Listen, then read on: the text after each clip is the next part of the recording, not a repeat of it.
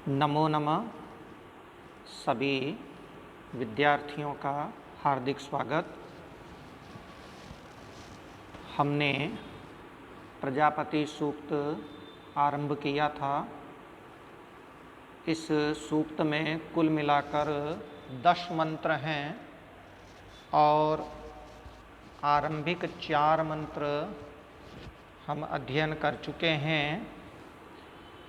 अब हमारे सामने मध्य भाग 5वां, 6ठा और 7वां ये 3 मंत्र प्रस्तुत हैं। ऋषि प्रजापति के पुत्र हिरण्यगर्भ हैं, वो क्या कह रहे हैं? येन द्यौरुग्रा पृथ्वी च द्रळः येन स्वः स्तभितं येन नाकः यो अंतरिक्षे रजसो विमानः कस्मै देवाय हविषा विधेम। येन जिसके द्वारा, जिस प्रजापति के द्वारा, द्यौ द्यूलोक को उग्रा ऊपर उठाया गया, पृथ्वी च और पृथ्वी लोक को दृढ़हा स्थिर किया गया, दृढ़ किया गया। यह अर्थ सायण के मतानुसार है। आधुनिकों के मतानुसार उग्रा शब्द जो है वो द्यौ का विशेषण है, तो उसके अनुसार अर्थ करने पर येन जिसके द्वारा उग्रा द्यौः, उग्र भयावह द्यौः द्यूलोक पृथ्वी च तथा पृथ्वीलोक को दृढ़हा दृढ़ किया गया। दूसरा चरण, येन स्वः स्तभितं येन नाकः, येन जिसके द्वारा स्वः स्वर्गलोक को स्तभितं स्थिर किया गया, जमाया गया, और येन जिसके द्वारा नाकः नाकलोक को अर्थात आदित्य लोक को स्तभितं स्थभित किया गया, जमाया गया, ठहराया गया। यो अंतरिक्षे रजसो विमान, यो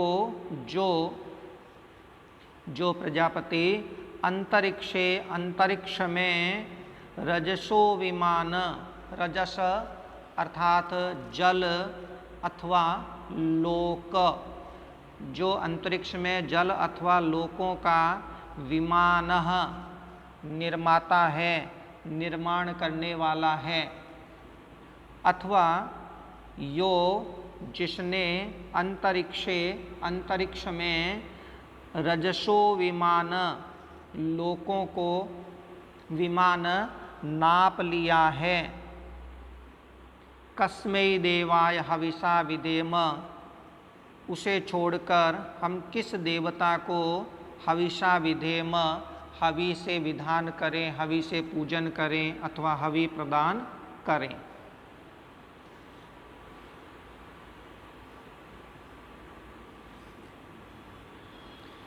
अगला मंत्र, 6ठा मंत्र,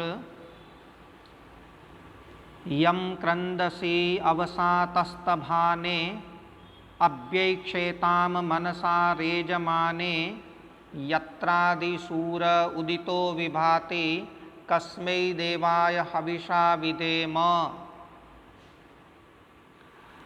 क्रंदसी एक पारिभाषिक शब्द है जिससे आप परिचित हैं। रोदसी और क्रंदसी पर्यायवाची हैं और ये द्यूलोक तथा पृथ्वीलोक का सम्मिलित नाम है।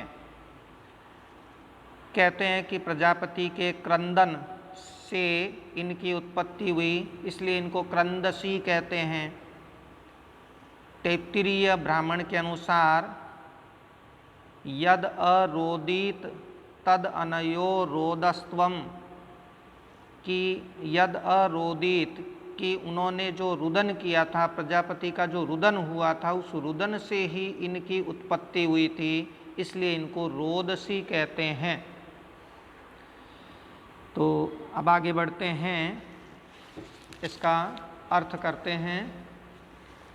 अवसा सहायता के द्वारा, सुरक्षा के द्वारा, तस्तभाने स्थिर बनाए गए, ये क्रंदसी के विशेषण हैं कि अवसा तस्तभाने सहायता के द्वारा, तस्तभाने स्थिर बनाए गए, तथा मनसा रेजमाने, मन से रेजमाने भयभीत होते हुए, मन से डरते हुए, कौन?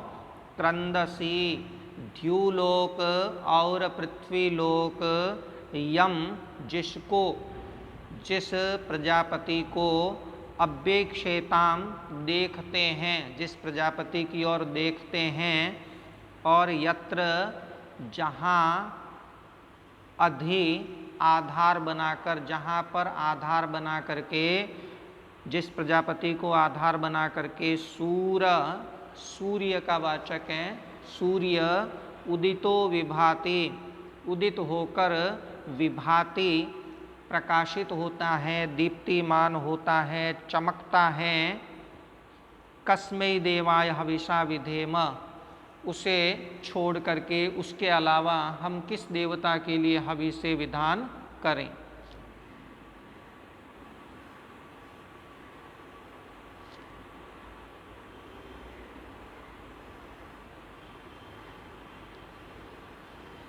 सातवां मंत्र, आपोह यद बृहतिर्विश्वमायन गर्भम ददाना जनयन्तिरग्निं, ततो देवानाम समवर्ततासुरेक, कस्मै देवाय हविषा विधेम।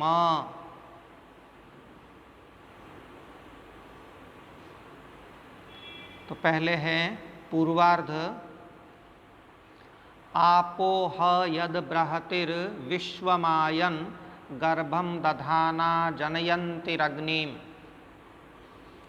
सृष्टि की उत्पत्ति का एक आरंभिक संकेत किया गया है।